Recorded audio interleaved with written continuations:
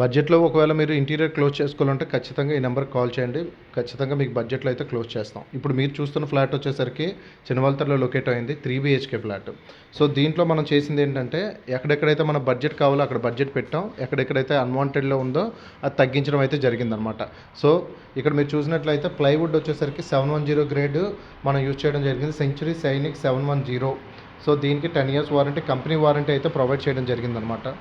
And ఇక్కడ వచ్చేసరికి మొత్తం అన్నీ కూడా పాయింటెడ్ థిక్నెస్ లామినేట్స్ యూస్ చేసాం. And only master bedroom 1 mm thickness laminate అయితే యూజ్ చేయడం జరిగింది. ఇది మాస్టర్ బెడ్రూమ్, ఎందుకంటే ఆ బ్లూ, ఈ కైండ్ ఆఫ్ బ్లూ మనకి 0.8లో దొరకలేదు. దీని అప్గ్రేషన్కి కస్టమర్ కొంత అమౌంట్ స్పెండ్ చేశారు. సో దానివల్ల మనం ఇదైతే సక్సెస్ఫుల్గా మనం చేయడం అయితే జరిగిందనమాట. అండ్ రిమైనింగ్ ఏరియాస్ ఏవైతే ఉన్నాయో అంటే లైక్ డైనింగ్ క్రోకరీ ఇవన్నీ కూడా మనం పాయింటెడ్ థిక్నెస్ లామినేట్స్ యూజ్ చేయడం అయితే జరిగిందనమాట.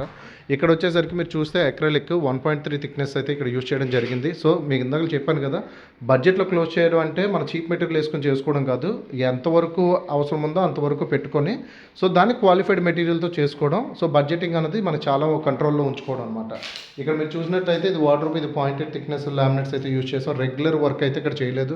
మనం ఒక కలర్ని ఎట్లాగైతే యూజ్ చేస్తామో దాన్ని బట్టి మన అవుట్పుట్ అనేది ఉంటుందన్నమాట. ఇక్కడ మీరు చూసినట్టయితే పూజా మందిరం రెగ్యులర్గా మనం చక్రాస్ ఇట్లాగా డిజైన్ వేయకుండా కొంచెం డిఫరెంట్గా ఉండడానికి ఈ టైప్ ఆఫ్ డిజైన్ వేసాం అనమాట. ఇంకా లైట్స్ అవి రావాలి. ఇవి వచ్చిన తర్వాత ఫర్దర్ వీడియో కంటిన్యూ చేస్తాను, అంటే మీకు టోటల్గా అవుట్లుక్ అనేది అప్పుడు తెలుస్తుంది అనమాట. సీలింగ్ వచ్చేసరికి కస్టమర్ చేయించుకున్నారు, కానీ డిజైనింగ్ అనేది మనమే ఇచ్చాం అనమాట. ఎక్కడెక్కడ లైట్స్ కావాలి, ప్రొవిజన్స్ ఎక్కడెక్కడ కావాలి, ఇలా మనమే ఇవ్వడం అయితే జరిగిందనమాట.